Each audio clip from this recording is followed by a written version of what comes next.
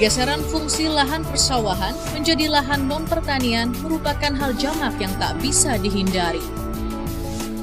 Kerap terjadi di negara-negara berkembang seiring tuntutan modernisasi dan industri.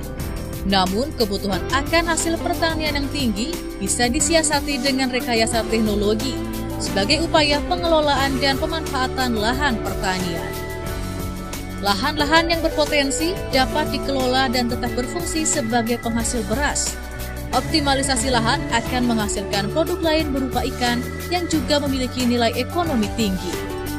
Optimalisasi lahan pertanian ini dijalankan seiring dengan program Kementerian Kelautan dan Perikanan untuk peningkatan produksi ikan melalui intensifikasi lahan sawah yang disebut Minapadi. Itu mereka berpikir simpel, mereka berbudidaya padi, ada berasnya, di mana ikannya? Wah, sekaligus mereka nanam ikan ya sebagai sumber gizi ataupun menambah lauk pauk untuk ininya. Nah, sekarang ini karena kondisi juga masalah keterbatasan lahan ya. Keterbatasan lahan. Sekarang lahan-lahan pertanian begitu mulai berkurang karena untuk industri, perumahan dan lain-lain ya. Sehingga berpikir juga bahwa karena lahannya sempit sehingga bagaimana memanfaatkan maksimal mungkin ya penggunaan lahannya itu, sehingga mereka berbudidaya padi di samping juga untuk ikannya, menambah juga pendapatan, menambah gizinya ya, seperti begitu ya. Sehingga sekarang kita lihat bahwa kegiatan Minapadi ini betul-betul menjadi satu keperluan dan menjadi satu tren ya untuk para petani.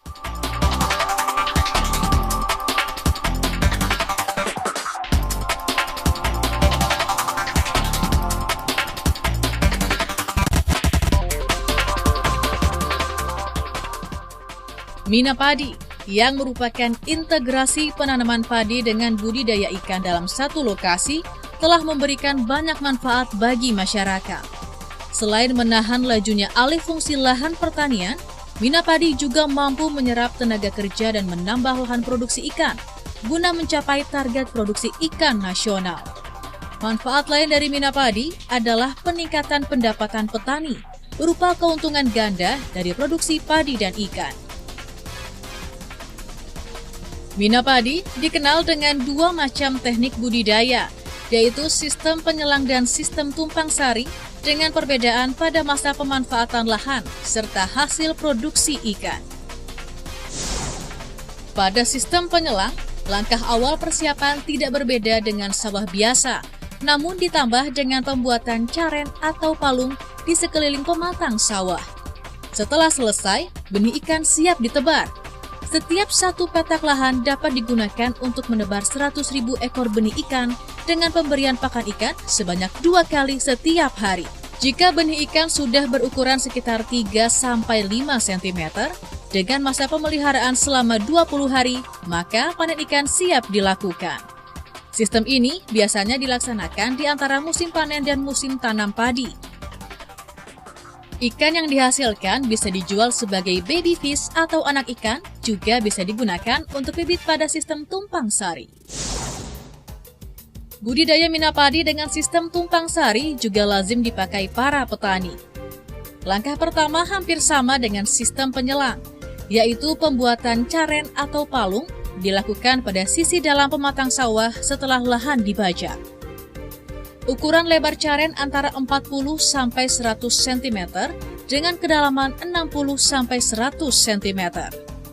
Dalam sistem tumpang sari ini, bibit ikan baru akan disebar setelah bibit padi berumur 7 hari.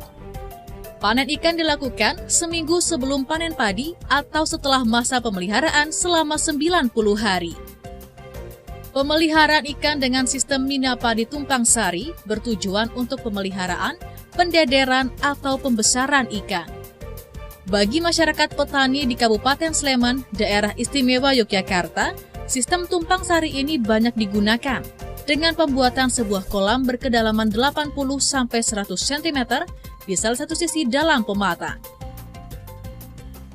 Pada sistem ini, air pada kolam dalam terasa lebih dingin, sehingga ikan kerap berkumpul dan menjadi kolam penampungan bila suhu udara lebih panas dari biasanya.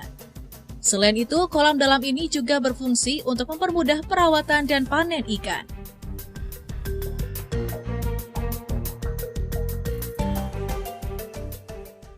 Kolam dalamnya yang jelas karena kita pakai tingkat kepadatan ikan cukup tinggi, jadi dengan kepadatan kira-kira 3-5 ekor per meter persegi, tentunya karena cuaca kadang siang hari itu membutuhkan cuacanya panas, sehingga dengan adanya caren dan juga kolam dalam ini mampu untuk ikan itu tadi bisa berlindung ke tempat yang lebih dalam sehingga dia tidak terganggu di dalam pertumbuhannya. Dengan demikian dia leluasa akan bergerak mencari makan, baik itu pakan alami maupun pakan tambahan, sehingga dia sangat cocok sekali pada lingkungan untuk pertumbuhan itu tadi. Budidaya minapadi sistem tumpang sari yang juga disebut sistem kolam dalam di Sleman ini pertama kali diterapkan pada tahun 2011.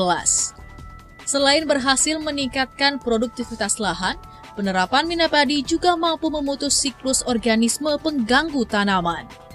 Budidaya minapadi juga meningkatkan kualitas gizi masyarakat, pendapatan petani meningkat, dan peniadaan pupuk sawah menjadi salah satu langkah hemat. Selain meningkatkan pendapatan dari petani, juga memutus siklus dari organisme pengganggu tanaman. Karena kita menerapkan kolam dalam, di mana di situ tikus tidak akan bisa leluasa masuk ke dalam lahan. Selain itu juga di situ kan ada airnya, ya, jadi tikus-tikus itu juga akan terbatas sekali ruang geraknya. Pada tahun 2015, Food and Agriculture Organization (FAO) yang merupakan organisasi pangan dan pertanian di bawah bendera Perserikatan Bangsa-Bangsa bekerja sama dengan pemerintah daerah Kabupaten Sleman melaksanakan percontohan budidaya minapadi di Dusun Cibuk Kidul, Desa Margoluih, Kecamatan Seyegan, Kabupaten Sleman. Program minapadi yang telah dilaksanakan di Sleman memperoleh penghargaan dari FAO dalam program ketahanan pangan karena berhasil memberdayakan praktik pertanian.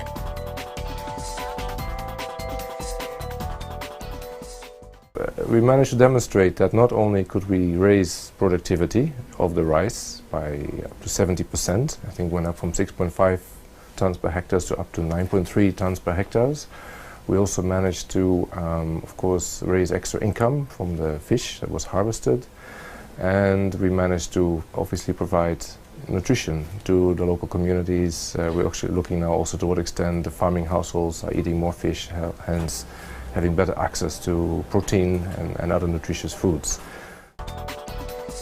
Kisah sukses budidaya minapadi di Dusun Cibuk Kidul Sleman ini tidak hanya menjadi proyek percontohan nasional, tetapi juga telah menjadi referensi bagi dunia internasional.